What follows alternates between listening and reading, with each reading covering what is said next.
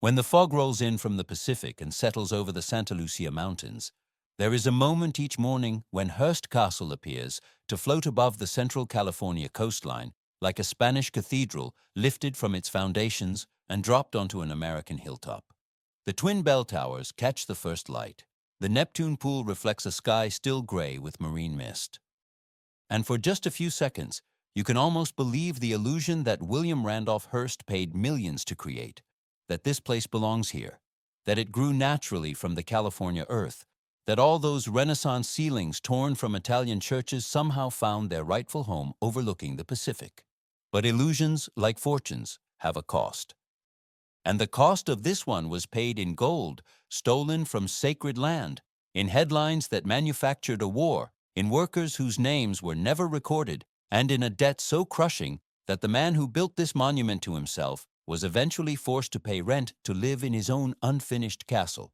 The question isn't whether Hearst Castle is beautiful, it is.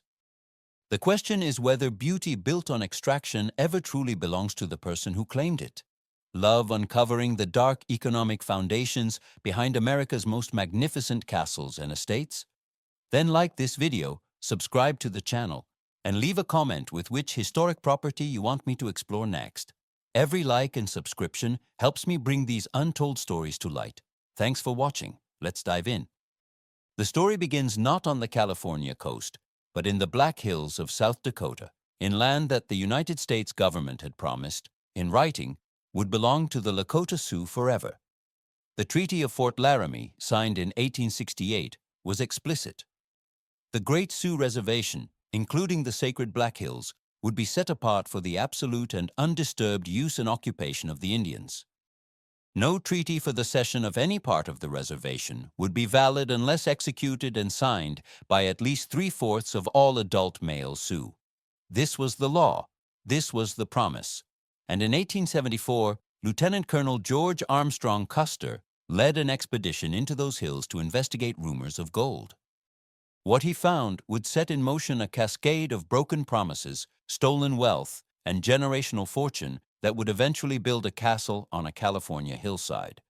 Custer's florid descriptions of the mineral and timber resources of the Black Hills received wide circulation.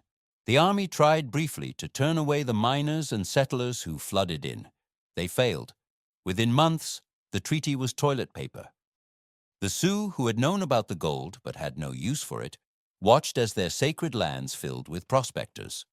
Among those prospectors were two brothers named Fred and Moses Manuel, who in April of 1876 staked a claim on a gold-bearing outcropping near present-day Lead, South Dakota. They named their discovery the Homestake Mine. They had no way of knowing they had just found the largest gold deposit in North America, a vein so rich it would produce 40 million troy ounces of gold over the next century. They sold their claim within a year. The buyer was a consortium of San Francisco investors led by a man named George Hearst, who paid $70,000 for what would become the foundation of one of America's great fortunes. George Hearst arrived in Deadwood in October 1877, just 16 months after Custer's 7th Cavalry had been wiped out at Little Big Horn by Lakota warriors fighting to protect the very land Hearst had come to exploit.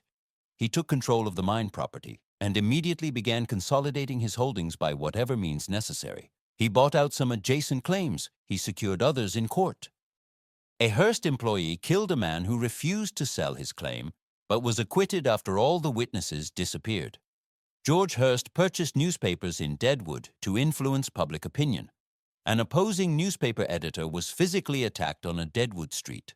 Hearst himself wrote to his partners asking them to provide for his family should he be murdered. The math of extraction is always the same. In 1877, the United States government forced the Sioux to sign an agreement ceding the Black Hills, but only 10% of adult male Sioux signed, a fraction of the 3/4 required by the treaty. The government claimed the land anyway, passing what became known as the 1877 Act, which Congress later acknowledged was an appropriation rather than a lawful purchase. They threatened to withhold food rations over the winter unless the Sioux complied. Facing starvation, tribal leaders signed under duress. For the next century, the Homestake Mine extracted gold from those stolen hills, enriching George Hearst and his partners beyond imagining. By 1879, the mine had grown to include 30 acres of claims, 200 stamp mills, and 500 employees. It became the first mine listed on the New York Stock Exchange. The profits funded George Hearst's political career, his wife Phoebe's philanthropic enterprises, and eventually his son William's entry into the newspaper business. When George Hearst died in 1891, his fortune passed to his widow, and through her to their only son, a young man whose appetite for spending would eventually dwarf even his father's appetite for accumulation.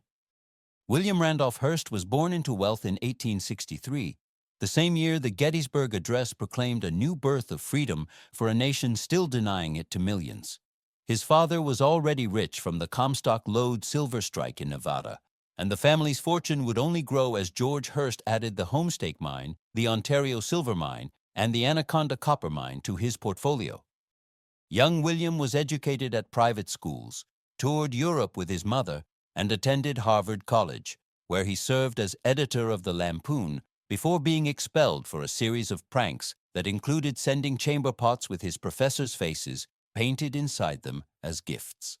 He was, by all accounts, charming, restless, and utterly without regard for consequences. When his father gave him control of the San Francisco Examiner in 1887, a newspaper George had acquired as payment for a gambling debt, William Hearst finally found his calling. He would not mine gold from the earth. He would mine something far more valuable from the minds of ordinary Americans: attention. The Examiner under William Hearst became something new in American journalism. Bold headlines stretched across multiple columns. Illustrations brought stories to life. Crime reports read like novels, with heroes and villains and dramatic reversals. Investigations exposed municipal corruption and corporate malfeasance, though Hearst's own family interests were never examined too closely. The newspaper devoted a quarter of its space to crime coverage, presenting each case as a morality play. Within a few years, the Examiner dominated the San Francisco market, and Hearst set his sights on New York. In 1895, with financial backing from his mother, he purchased the failing New York Morning Journal and began a circulation war with Joseph Pulitzer's New York World that would transform American media forever. Hearst raided Pulitzer's staff, offering higher salaries and better positions. He cut the journal's price to 1 penny. He introduced color supplements, comic strips, and headlines so large they could be read from across the street. Both papers competed for readers with stories that blurred the line between news and entertainment, fact and sensation. The term yellow journalism was born from this rivalry, named for a popular comic character called the Yellow Kid that both papers fought to publish. What started as competition for readers became something more dangerous: competition to shape reality itself. When tensions between Spain and Cuba offered an opportunity for dramatic coverage, Hearst and Pulitzer seized it. Their papers devoted more and more attention to the Cuban struggle for independence, at times accentuating the harshness of Spanish rule, occasionally printing stories that proved to be false, always choosing the most dramatic interpretation of events. Hearst sent the famous artist Frederick Remington to Cuba to illustrate the conflict. According to legend, when Remington reported that everything was quiet and there would be no war, Hearst replied with a telegram: "You furnish the pictures and I'll furnish the war." Historians debate whether this exchange actually occurred. The original telegrams have never been found. What is not in dispute is what happened next. On the night of February 15, 1898, an explosion tore through the hull of the USS Maine in Havana Harbor, killing 206 American sailors. The cause of the explosion remained unknown, is still debated by historians today. Initial investigations suggested an internal accident, possibly a fire in the coal bunker igniting the ship's ammunition magazines. A 1974 re-examination by naval historians concluded that the blast had originated from within the vessel, not from an external mine. But Hearst's journal had no time for investigation. Within days, the paper was running headlines assigning blame to Spain with no evidence whatsoever. The destruction of the warship Maine was the work of an enemy, the journal declared. "Remember the Maine, to hell with Spain," became a rallying cry. Hearst's newspapers published rumors of Spanish plots, misreported evidence, fabricated details, and called relentlessly for military action. The Journal and the World competed to see which could be more outrageous in its accusations. Each paper accused the other of irresponsibility while engaging in the same behavior. Pulitzer, for his part, ran headlines nearly as inflammatory as Hearst's. But Hearst pushed harder. When a U.S. naval investigation later stated that the explosion had come from a mine in the harbor, Hearst seized upon the finding as vindication. "How do you like the journal's war?" one headline boasted after Congress declared war on Spain in April 1898. The San Francisco Call satirically noted the prompt and able fashion in which Hearst and Pulitzer took charge of the government at a critical period. The New York Times published a scathing editorial about the shameless public lying in the yellow journals, even suggesting they should be suppressed. But suppression did not come. The papers sold more copies than ever. The Spanish-American War lasted less than 4 months and resulted in American acquisition of Puerto Rico, Guam, and the Philippines. Hearst had helped manufacture consent for imperial expansion. The profits from sensationalism funded more newspapers. By the 1920s, Hearst controlled 20 daily papers and 11 Sunday editions in 13 cities across America. His chain included the Los Angeles Examiner, the Boston American, the Chicago Examiner, the Seattle Post-Intelligencer, and many others. He owned magazines including Cosmopolitan and Good Housekeeping. He operated radio stations, newsreel services, and a film production company. At the peak of his influence, 25% of the American population read a Hearst newspaper every day. His editorials helped shape public opinion on everything from labor rights to foreign policy. His support could make or break political careers. His opposition could destroy reputations. He ran for office himself, serving 2 undistinguished terms in Congress, nearly winning the New York mayorship, losing the gubernatorial race. But political power was always secondary to media power. Through his papers, Hearst could reach more Americans more directly than any politician. And then there was the castle. In 1919, shortly after his mother Phoebe's death, William Randolph Hearst inherited thousands of acres of California ranchland that his father had begun purchasing in 1865. The property eventually grew to 250,000 acres, a spread so vast it would take days to cross on horseback. Hearst had spent childhood summers camping on a hilltop overlooking San Simeon Bay, sleeping in elaborate tents with his family, eating meals prepared by professional cooks. After his mother's death, he wrote to architect Julia Morgan with a simple request. He wanted to build something a little more comfortable up on the hill. What emerged over the next 28 years was anything but simple.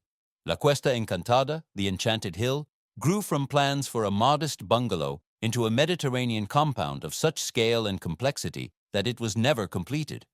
The main building, Casa Grande, eventually contained 115 rooms. 3 guest houses surrounded it. Gardens covered 127 acres. 2 swimming pools, 1 indoor and 1 outdoor, anchored the grounds. And a private zoo once housed the largest collection of exotic animals in the world. Julia Morgan was an extraordinary choice for such an extraordinary project. She was the first woman admitted to the architecture program at the École des Beaux-Arts in Paris, and the first female architect licensed in California. Her previous work included the rebuilding of the Fairmont Hotel after the 1906 earthquake, the Asilomar Conference Grounds in Pacific Grove, and numerous YWCA buildings across the state. She had already worked for the Hearst family, completing renovations on Phoebe Hearst's hacienda at Pleasanton. But nothing could have prepared her for the decades-long collaboration that awaited. Hearst was an inveterate rethinker who would frequently order the redesign of previously agreed and often built structures. In one early letter, he acknowledged his tendency to change his mind. "All little houses stunning," he wrote. "Please complete before I can think up any more changes." Morgan took it in stride. Their correspondence, preserved at Cal Poly San Luis Obispo, runs to some 3,700 letters and telegrams. Colleagues observed them at dinner, so absorbed in discussion that the rest of the table might as well have been 100 miles away. The construction process revealed the tension at the heart of the project. Between old-world craftsmanship and industrial-age wealth, between artistic vision and unlimited budget, between the desire for authenticity and the reality of transportation. Morgan worked with a series of construction managers over the decades. Henry Washburn from 1919 to 1922, then Camille Rossi from 1922 until his firing by Hearst in 1932, and finally George Lures until 1940. Each manager faced the same challenges: a remote hilltop location accessible only by rough dirt road, a client who changed his mind constantly, and a workforce that had to be housed and fed miles from the nearest town. The workers came from the surrounding region, from San Luis Obispo and Paso Robles, and as far as Los Angeles, skilled craftsmen and common laborers alike. They built barracks on the south side of the hill, ate meals prepared in a camp kitchen, and worked through storms that could bring winds exceeding 100 kilometers per hour, roaring off the Pacific. The technical challenges alone were formidable. Morgan had to design a water system that could supply the entire complex from rainwater collection and mountain springs, building reservoirs and piping water across miles of rugged terrain. She supervised the blasting of rock to create level building sites on the steep hillside. She designed foundations that could support structures filled with tons of imported stone and antique furnishings. Every decision had to be approved by Hearst, who communicated constantly by letter and telegram from wherever he happened to be, whether New York or Los Angeles or aboard his yacht.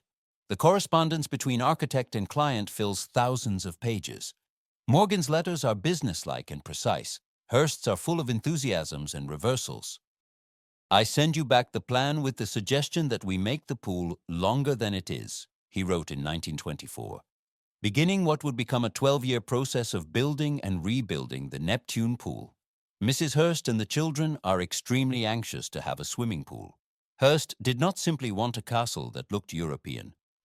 He wanted his castle filled with actual European artifacts, ceilings from Italian churches, choir stalls from Spanish monasteries, Roman sarcophagi, Greek vases, medieval tapestries, Renaissance paintings.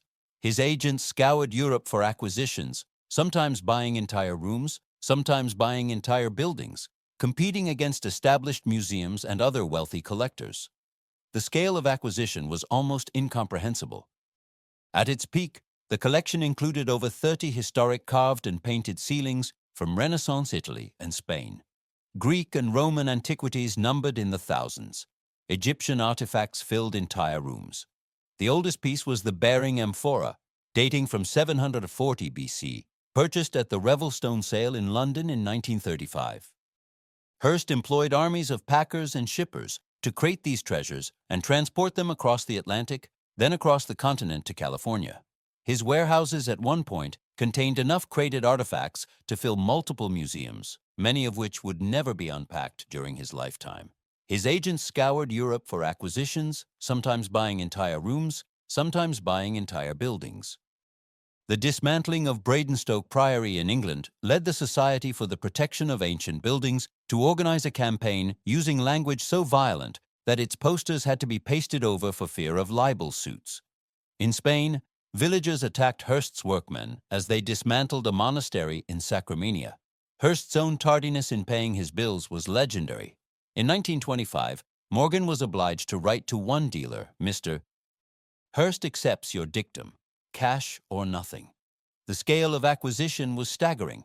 At one point, his warehouses contained enough crated artifacts to fill multiple museums. Meanwhile, on the hilltop itself, construction proceeded year after year, decade after decade.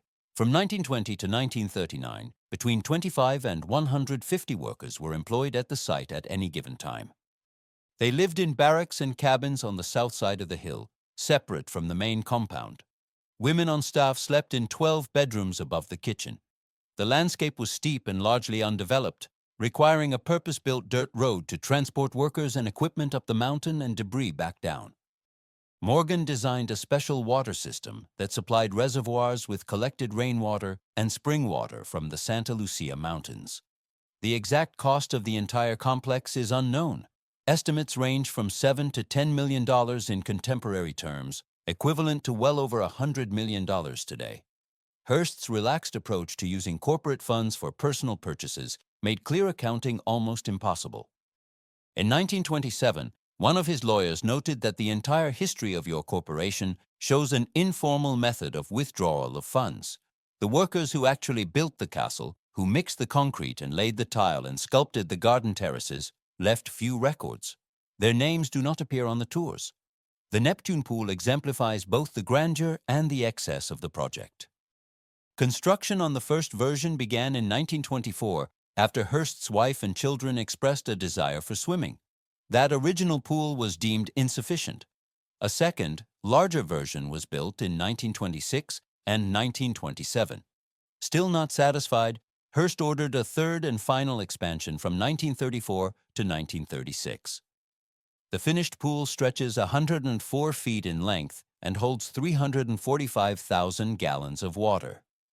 Its basin and gutters are lined with four Italian marble. relief sculptures from the 17th century decorate the colonnades. An ancient Roman temple facade, reconstructed from fragments, anchors one end. The pool was fed by spring water piped from the mountains and heated by an oil-burning system. It was rebuilt 3 times before Hearst was satisfied. 70 years later, it would require a $10 million restoration after cracks caused it to leak 5,000 gallons of water per day. The indoor Roman pool, completed between 1927 and 1934, is decorated entirely in 1-inch square mosaic tiles, many of them glass-infused with real gold. The designs were inspired by 5th-century mosaics in Ravenna, Italy, particularly those in the mausoleum of Galla Placidia.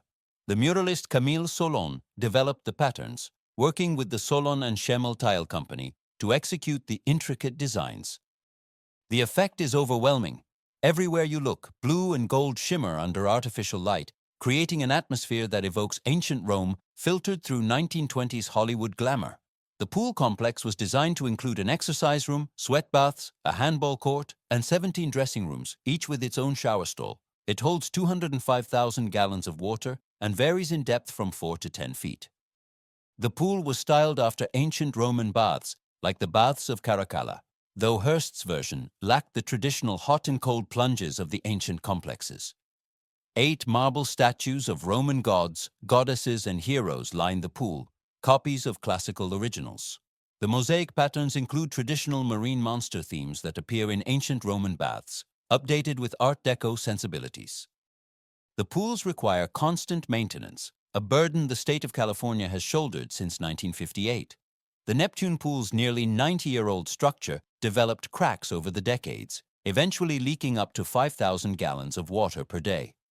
During California's severe drought in 2014, the state made the difficult decision to drain the pool entirely. It remained empty for 4 years while a major renovation project was completed. The restoration removed more than 9,000 square feet of marble tiles, repaired the concrete shell, replaced thousands of tiles with new marble sourced from the same Vermont quarry that supplied the originals, and restored the Art Deco sculptures. The $10 million project was funded by Proposition 84 and the State Parks and Recreation Fund, with additional support from the Hearst Castle Preservation Foundation and the Hearst Corporation. The pool was refilled in August 2018, and today visitors can once again see it in all its restored glory, though swimming remains restricted to occasional fundraising events where guests pay over $1,000 for the privilege of paddling in the same waters where Hollywood royalty once swam. The guest list at Hearst Castle during its heyday reads like a who's who of early 20th century celebrity. Charlie Chaplin swam in the Neptune pool. Winston Churchill praised his host's hospitality while privately noting Hearst's newspaper methods. Clark Gable and Carol Lombard arrived by the estate's private airstrip, one of 2 airstrips Hearst maintained where guests could land their private planes.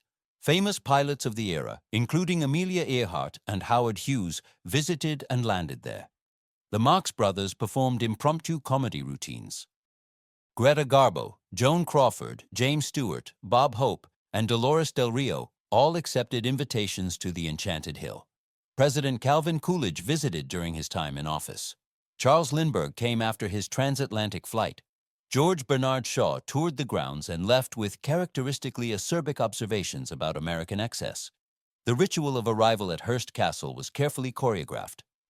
Guests typically traveled overnight by train from Los Angeles on a private Hearst-owned railcar, arriving at San Simeon Station in the early hours of the morning. Chauffeurs would pick them up for the 90-minute drive over rough dirt roads to the hilltop. As they wound their way up the mountain, the bleary-eyed passengers would be jolted into wakefulness by extraordinary sights.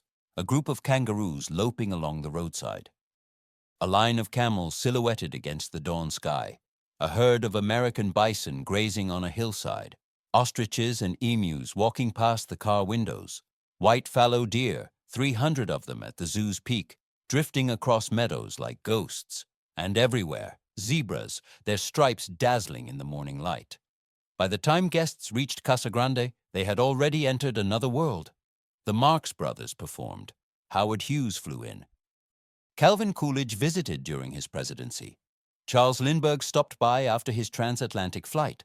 Guests typically arrived by train from Los Angeles, then transferred to automobiles for the 90-minute drive over rough dirt roads to the hilltop. As they wound their way up the mountain, they passed through William Hearst's private zoo. Kangaroos loped alongside the roadway. Camels and zebras grazed on the hillsides. Giraffes peered over fences. Lions and bears occupied a menagerie of cages near the main compound. At its peak, the Hearst Garden of Comparative Zoology housed the largest private collection of exotic animals in the world. 50 species of herbivores roaming freely across thousands of acres, plus caged predators, including grizzly bears, polar bears, sun bears, tigers, leopards, jaguars, an elephant, and orangutans. The zoo had two distinct components. The menagerie of caged animals was located just a few hundred yards from the main house, on what came to be called Animal Hill. These cages held the dangerous predators that could not safely roam free: the big cats, the bears, the primates. A tapir lived there, along with various species of monkeys and an ever-changing collection of exotic birds. The second component consisted of large fenced enclosures that provided habitat for the herbivores. White fallow deer were the most numerous and prolific species, their herd growing to more than 300 animals. These striking white creatures are of a breed that has graced European animal parks for centuries. The field animals were indeed a memorable sight for arriving guests. African and Asian antelope mingled with zebras. Both Bactrian camels with 2 humps and dromedary camels with 1 wandered the hillsides. Sambar deer from India grazed alongside red deer from Europe and axis deer from Asia. Llamas from South America shared pastures with kangaroos from Australia. Ostriches and emus, flightless birds from different hemispheres, roamed together. Barbary sheep, Alaskan bighorn sheep, musk oxen, and yaks added to the improbable mix. As many as 4 giraffes were kept in a small pen located next to the road, their long necks visible from considerable distance. Hearst asked Morgan to construct a shelter for feeding animals near the roadway so that his guests could see creatures close up during their arrival. A log structure still stands on the hillside. During the 1930s, a full-time veterinarian was employed at the ranch to ensure the animals were exercised, fed properly, and carefully controlled. But the hostess of these legendary gatherings was not William Hearst's wife. Millicent Hearst remained in New York with their 5 sons, while her husband entertained Hollywood at his California estate with his mistress, the actress Marion Davies. Their relationship began in 1916, when Hearst was 53 years old and Davies was 19, a chorus girl performing in the Ziegfeld Follies. Hearst reportedly attended the Follies every night for 8 weeks, seated in the front row simply to gaze at her. He sent flowers and gifts. The older chorus girls warned her, "Look out for him. He's a wolf in sheep's clothing." Within a year, they had begun a relationship that would last until Hearst's death in 1951. He took over management of her career, financing her films through his Cosmopolitan Pictures studio and promoting her relentlessly in his newspapers and newsreels. His wife refused to grant a divorce, so they never married. For more than 30 years, it was widely considered the worst-kept secret in Hollywood that Hearst and Davies lived together in California while Millicent remained in New York. Life at Hearst Castle followed strict rituals. While guests were expected to attend formal dinners each evening in the refectory, they were normally left to their own devices during the day, while Hearst directed his business affairs from the compound. The ranch offered endless diversions: tennis courts, horse riding, hiking through the gardens, swimming in either pool, watching films in the private theater where Hearst's Cosmopolitan Productions screened its latest releases. Before dinner, everyone gathered for cocktails in the assembly room. Hearst was not a heavy drinker and discouraged drunkenness among his guests. The cocktails served were reportedly weak. The famous rule was 1 drink before dinner, though Marion Davies was known to keep a private stash hidden in the ladies' room for guests who wanted something stronger. Dinner itself was served in the refectory, a cavernous room lined with 15th-century choir stalls from a Spanish cathedral. The meals were surprisingly unpretentious: good food but not extravagant, served with condiments like ketchup and mustard that would never appear on a European aristocrat's table. Hearst often requested that guests dress in costume for special occasions, providing elaborate outfits from Hollywood productions. The dynamics of the relationship reveal something about Hearst's character.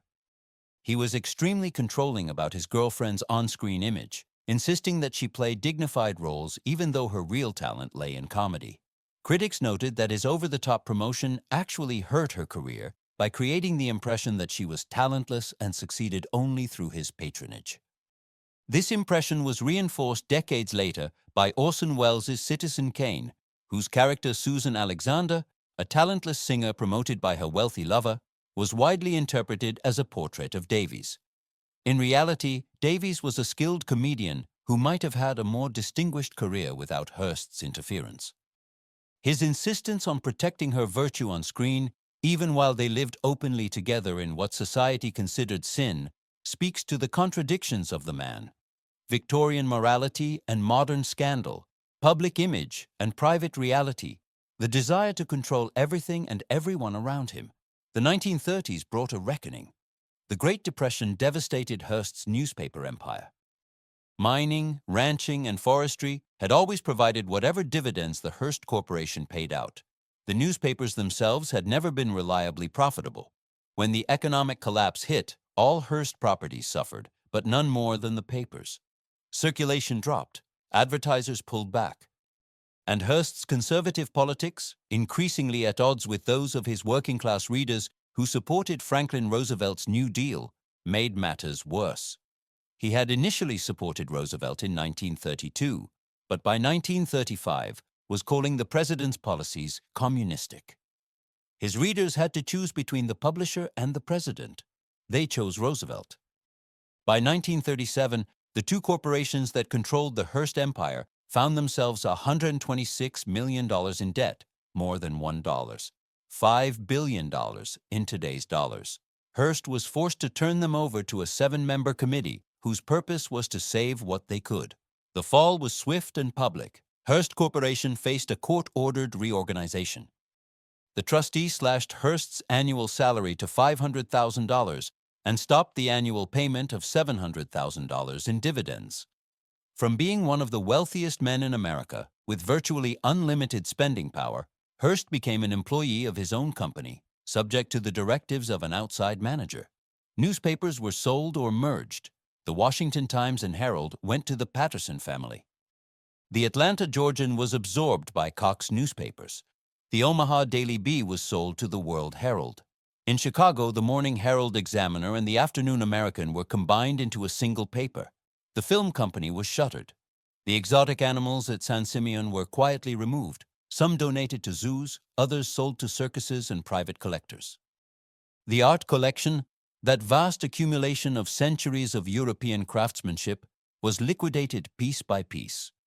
Beginning in 1937, Hearst sold items worth $11 million in the first year alone. In 1941, Gimbel's department store in New York hosted a humiliating fire sale of Hearst's treasures. 20,000 items went on the block.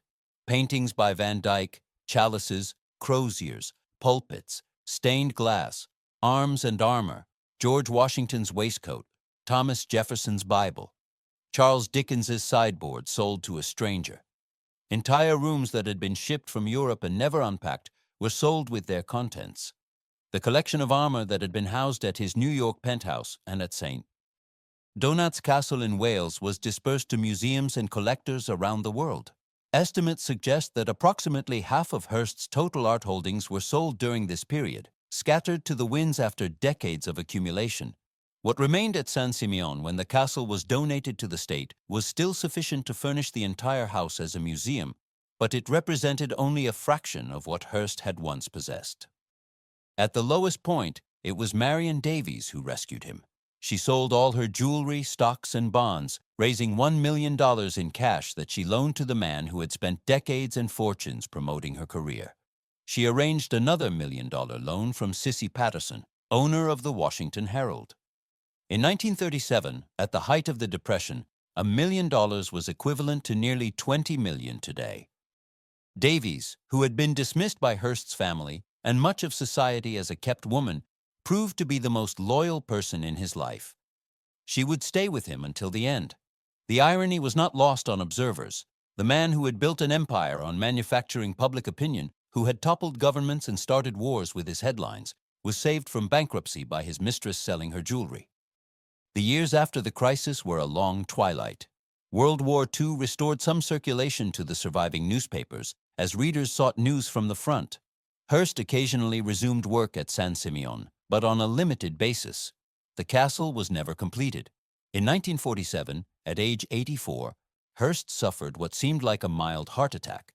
His doctors advised him to leave the remote hilltop and move closer to medical care. He and Marion made the excruciating decision to relocate to her house in Beverly Hills. As they drove away from San Simeon for the last time, Marion looked over to see tears streaming down the old man's face. "We'll come back, W.R." "You'll see," she told him. They never did. William Randolph Hearst died in Beverly Hills on August 14, 1951, at the age of 88. His final gesture, according to Marion, was to kiss her hand. Kissing Marion Davies was the last thing William Randolph Hearst ever did. What happened next reveals the limits of even the most passionate devotion. While Marion was given a sedative to help her rest after Hearst's death, his associates and family members removed his body from the house, along with any trace that he had lived there with her. His family held a formal funeral in San Francisco. Marion did not attend. 11 weeks after Hearst's death, she married Horace Brown, a sea captain who bore an uncanny physical resemblance to a younger Hearst. The marriage was unhappy. She filed for divorce twice, but never went through with it. In her final years, she struggled with alcoholism and health problems. She died of stomach cancer in 1961 at the age of 64, leaving an estate valued at $20 million, much of which went to children's charities. In 1993, after the death of a woman named Patricia Van Cleve Lake, who had been presented throughout her life as Marion's niece, her family revealed that Patricia was actually the daughter of Marion Davies and William Randolph Hearst, a child born in secret in 1919 and never publicly acknowledged. The castle itself became a museum. In 1958, the Hearst Corporation donated the property to the state of California, which operates it today as a state historic park. The donation was less an act of generosity than an acknowledgement of reality. Nobody else could afford to maintain such a place. The property taxes alone would have bankrupted most families. The maintenance costs were astronomical, the staff requirements extensive, the liability concerns immense.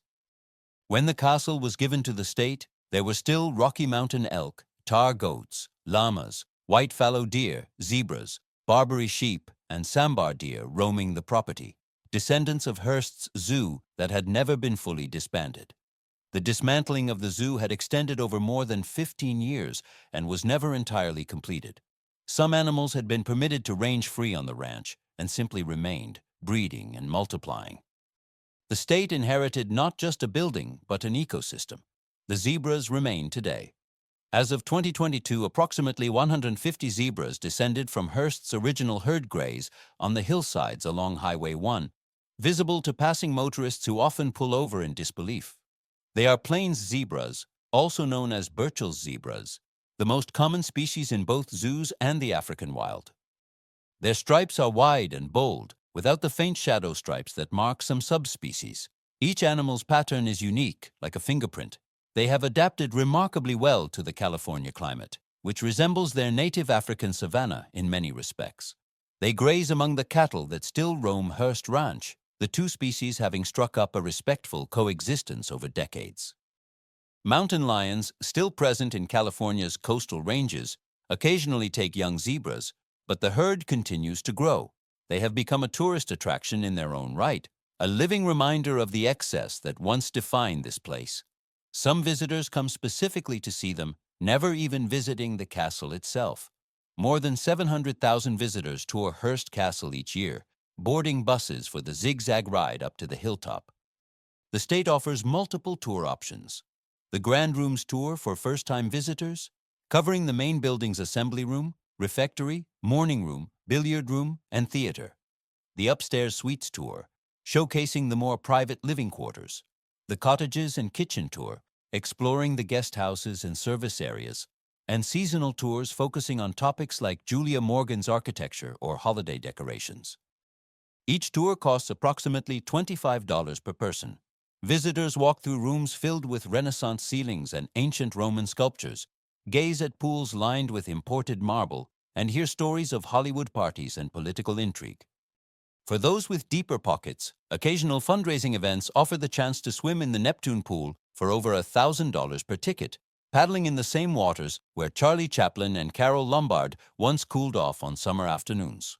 What the standard tours rarely address is who really paid for all of it. The Lakota Sioux never forgot.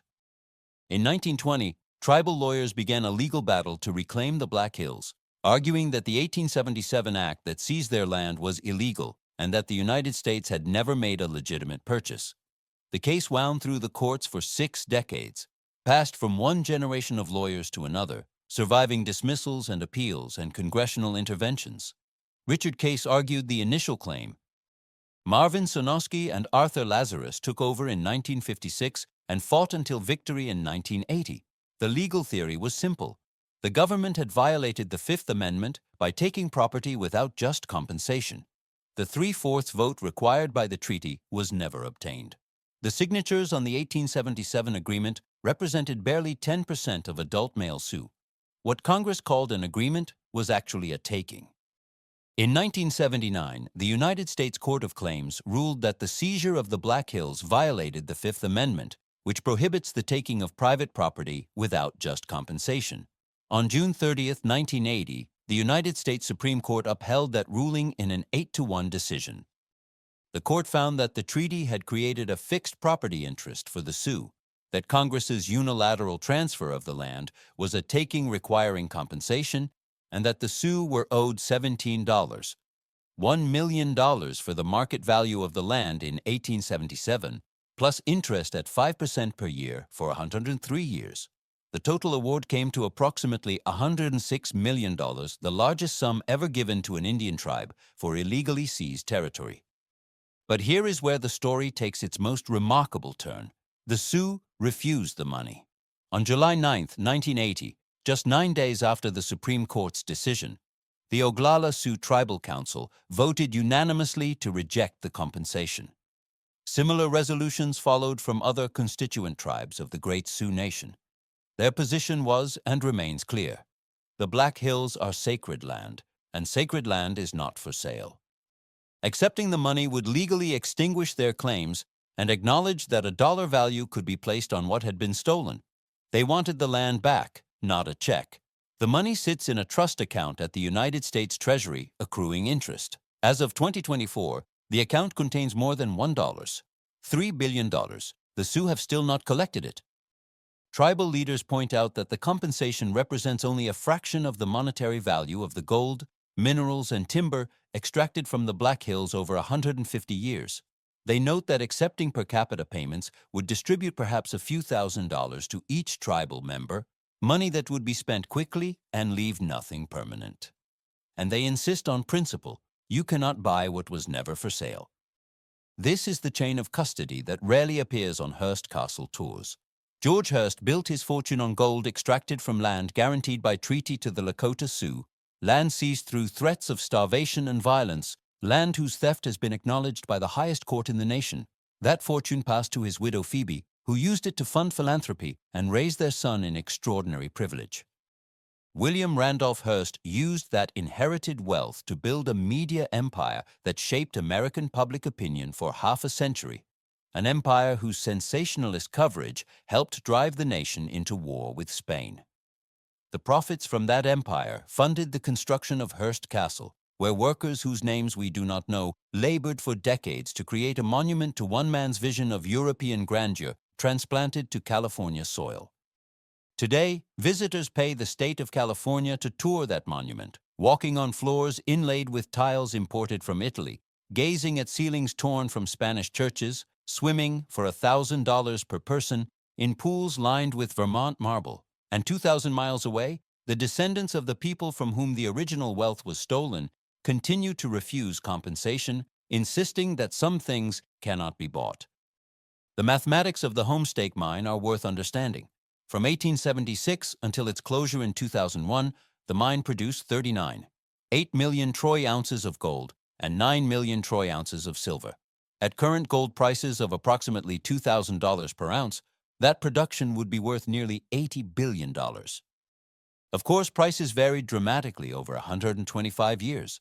The mine's output was sold at prices ranging from $20 per ounce in the late 19th century to peaks of over $400 per ounce in the 1980s. But even conservative estimates place the total value of minerals extracted from land stolen from the Sioux in the tens of billions of dollars. The 1980 Supreme Court award of $17. 1 million represented the fair market value of the land in 1877, not the value of what was subsequently taken from it.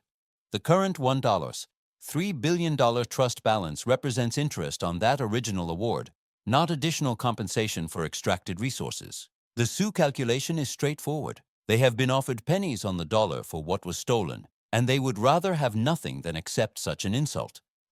Consider what Hearst Castle represents in human terms. The Neptune pool alone, rebuilt 3 times to satisfy one man's aesthetic preferences, required thousands of hours of labor by craftsmen, engineers, and common workers. The 345,000 gallons of water it holds, fed by springs in the Santa Lucia Mountains, represents a private appropriation of a natural resource in a state perpetually threatened by drought. The Vermont marble lining its basin was quarried and shipped across the continent. The Italian sculptures decorating its colonnade were removed from their original context and transported across the ocean. Every element of the pool represents not just money spent, but resources extracted, labor performed, and decisions made by one person about how the Earth's abundance should be distributed.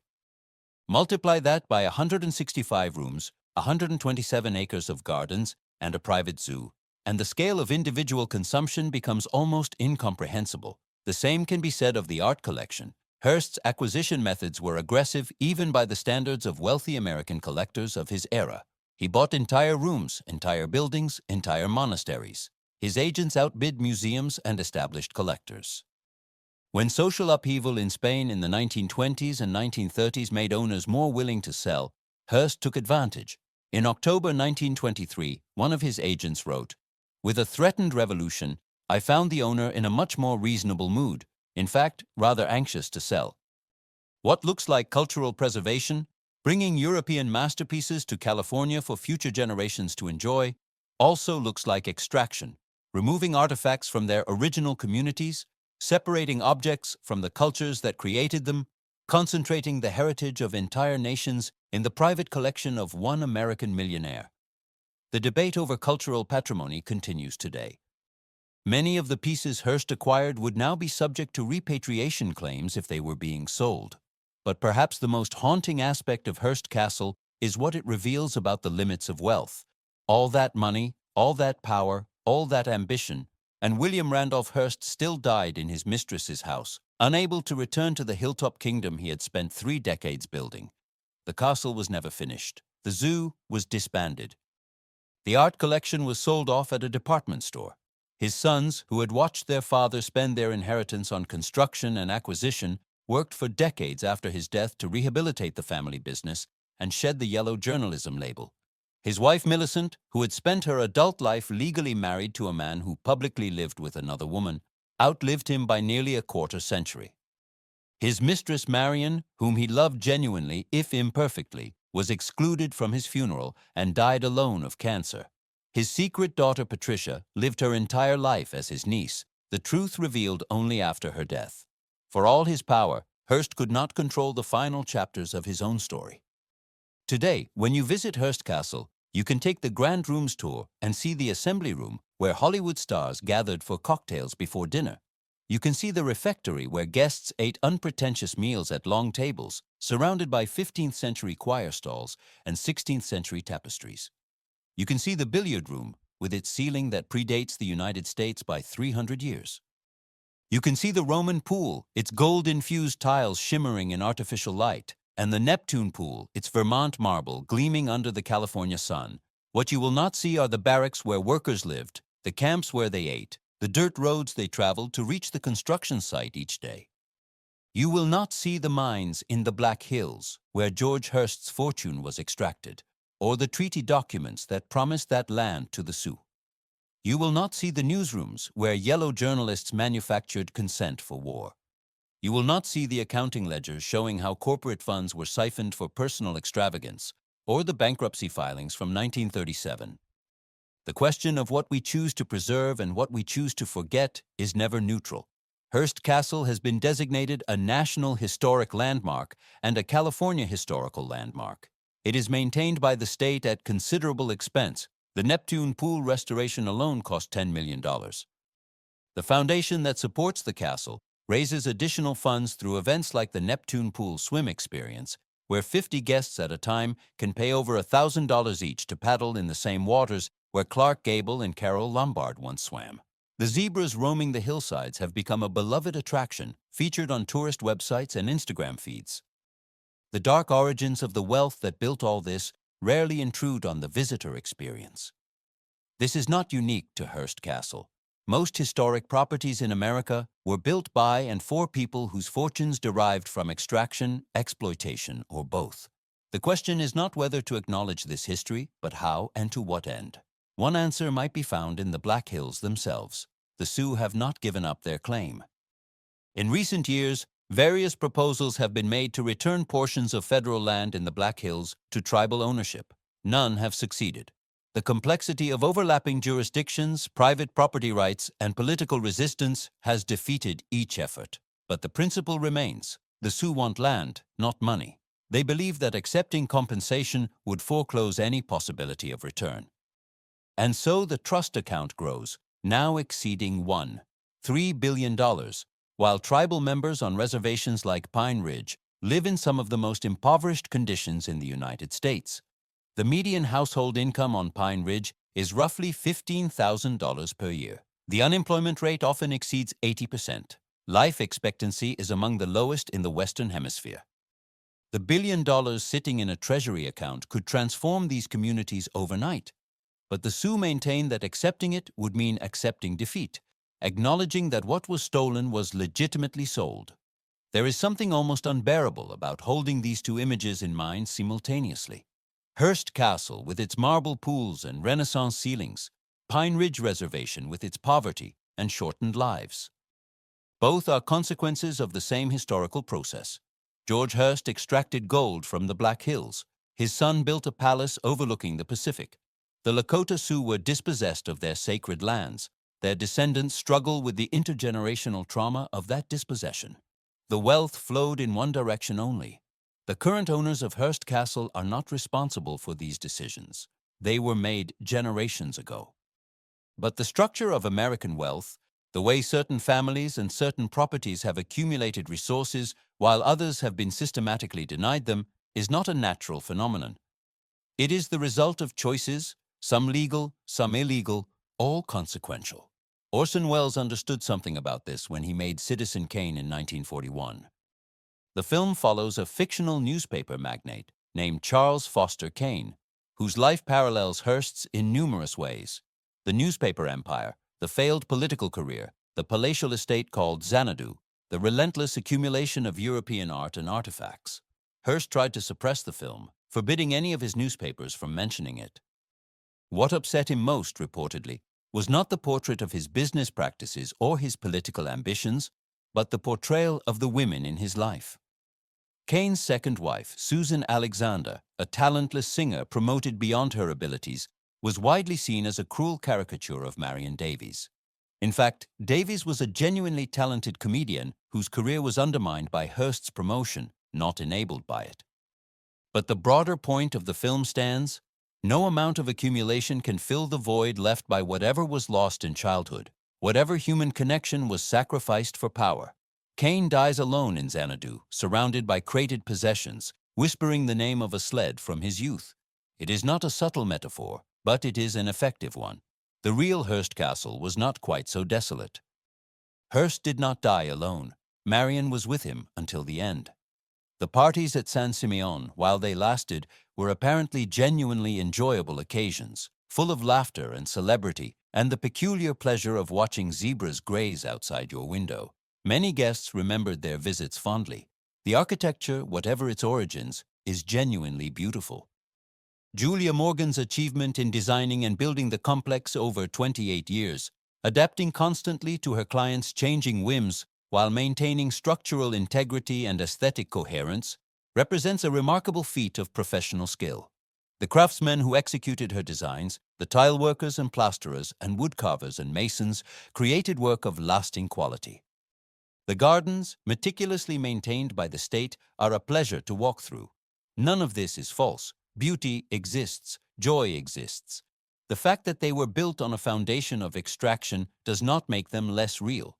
What it does, perhaps, is complicate them. We can admire the Neptune pool and also recognize that its construction required resources that could have been used for other purposes, that its maintenance requires ongoing expenditure that benefits a relatively small number of visitors, that its very existence represents a set of choices about who gets to swim in marble pools and who does not. We can appreciate the collection of European art and also acknowledge that removing artifacts from their original contexts often impoverishes the communities that created them. We can enjoy the story of Hollywood parties at San Simeon and also remember that the fortune funding those parties derived from treaty violations, market manipulation, and sensationalist journalism. History is rarely comfortable. The past does not divide neatly into heroes and villains. Most large-scale projects involve some combination of vision, exploitation, genius, and theft. Hearst Castle contains all of these in abundance. The zebras, perhaps, offer a final meditation. They were brought to California as status symbols, exotic ornaments for a rich man's private zoo. When the money ran out, they were supposed to be removed along with the other animals. But zebras are stubborn creatures, adapted to survive in harsh African conditions, and some of them escaped or were simply never captured.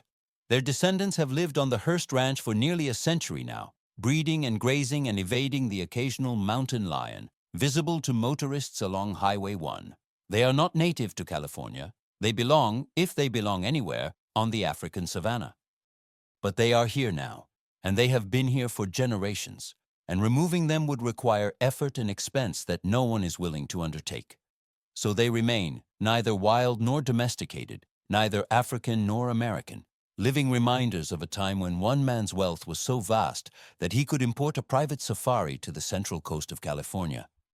Perhaps that is the most honest way to see Hearst Castle, as an artifact of a particular moment in American history when certain individuals accumulated wealth on a scale that seems almost impossible today, when the constraints of regulation and taxation and public accountability were weak enough that a single person could build a castle on a hilltop and fill it with the treasures of civilizations.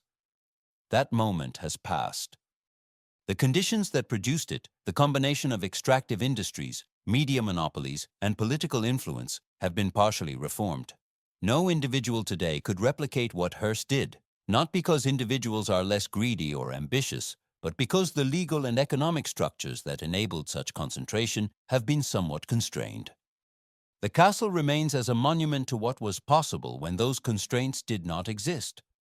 And beneath the monument, beneath the marble and the gold-infused tiles and the Renaissance ceilings, there is still the land that was promised to the Lakota Sioux, the land where gold was discovered and extracted, the land where George Hearst built a fortune and his son built a castle, the land where zebras now graze among cattle.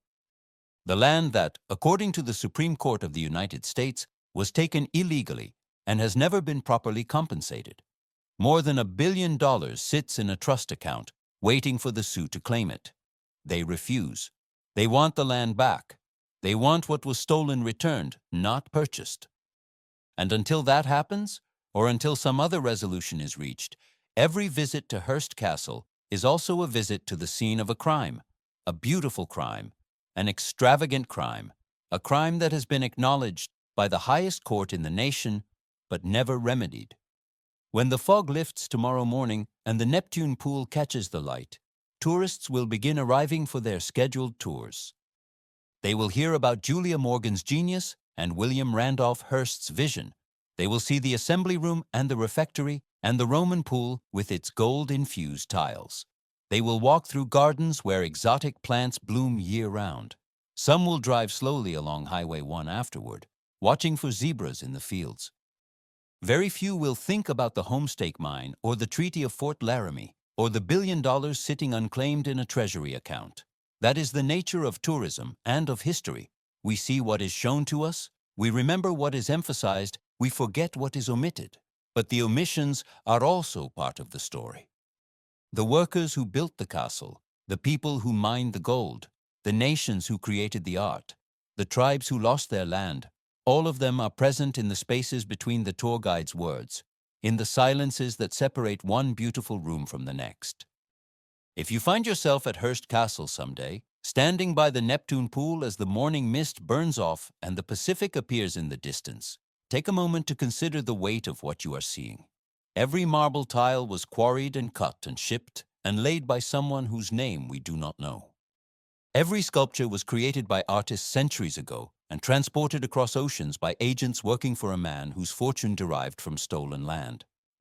Every dollar spent on construction and maintenance came from somewhere, and that somewhere has a history that extends far beyond California, far beyond William Randolph Hearst, into the Black Hills of South Dakota and the treaty councils of the 19th century and the struggles of people who are still fighting for recognition today. The castle is beautiful, the pools are stunning, the views are magnificent, and none of it is simple. That complexity is not a reason to avoid the place or to refuse to appreciate what it contains, but it is a reason to look more carefully, to ask more questions, to remember that every monument commemorates not just what is shown, but what is hidden, not just what was built, but what was destroyed in the building. The Enchanted Hill was never quite what it seemed. It was always a construction, a performance, a projection of one man's vision of how the world should be arranged. The enchantment was manufactured, purchased, extracted from the earth, and shipped to California, and assembled by workers whose labor made possible the illusion of timelessness. Now the enchanter is gone, his empire diminished, his castle a museum. The descendants of zebras he imported still wander the hillsides. The gold he mined has long since entered the world's circulation. The newspapers he published have mostly folded or merged or transformed beyond recognition. The war he claimed to have started ended in American victory and colonial expansion. The mistress he loved has been dead for decades. The daughter he never acknowledged has died without descendants of her own. Only the land remains, the land that was promised and stolen and built upon and photographed and toured, the land that holds all these histories whether we acknowledge them or not. If you listen carefully, standing by the Neptune pool, you might hear them still, the miners and the construction workers and the servants and the Lakota Sioux, all of them asking the same question that wealth can never answer. Who does this really belong to? And who really paid the price?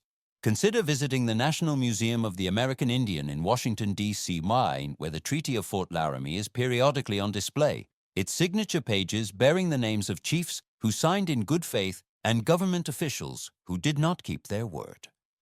Consider the weight of those signatures, made with pen and ink more than 150 years ago, binding agreements that the United States chose to ignore when gold was discovered. Consider reading about the ongoing efforts of the Lakota Sioux to reclaim the Black Hills, efforts that continued despite decades of setback and disappointment. Consider what it means that the Supreme Court of the United States acknowledged a century-old wrong and that the wronged parties refused the court's remedy, preferring to maintain their claim rather than accept a payment that would extinguish it. Consider the mathematics of extraction. 40 million ounces of gold removed from land that was supposed to be inviolate, fortunes built on that extraction, castles built on those fortunes, and all of it, ultimately, deriving from a treaty violation that has never been remedied. These considerations do not diminish the beauty of Hearst Castle. They deepen it. They remind us that nothing exists in isolation, that every building has a foundation, that every foundation rests on ground that has its own history. If we are going to look at beautiful things, we should look at them with open eyes. And if you are driving along Highway 1 near San Simeon and you see zebras grazing in the hills, pull over for a moment. Watch them move among the cattle, these African animals on American soil, these descendants of a rich man's whim. They are not where they are supposed to be. They do not belong here by any logic of ecology or history, but they are here nonetheless, adapting, surviving, multiplying, making the best of circumstances they did not choose. There is something almost admirable about their persistence. 80 years after the zoo was disbanded, 90 years after the first zebras arrived, They are still here, still grazing, still producing offspring that will carry on after them. They cannot know the history that brought them to this coast. They cannot understand the treaties and the mines and the newspapers and the castles. They only know grass and sky and the occasional mountain lion. Perhaps that is wisdom of a sort. Or perhaps it is just survival, the stubborn continuation of life in whatever circumstances life finds itself. Either way, they will be here long after the last tour bus has departed, long after the marble pools have cracked and been repaired again, long after everyone who remembers William Randolph Hearst has passed from the earth. The zebras will remain. And so will the questions they embody. Questions about who owns what, about who belongs where, about the lasting consequences of choices made long ago by people who thought they could possess the world. If this story moved you, consider exploring our other examinations of America's grand estates and the hidden costs behind their construction. Drop a comment below telling us which historic property you would like us to investigate next.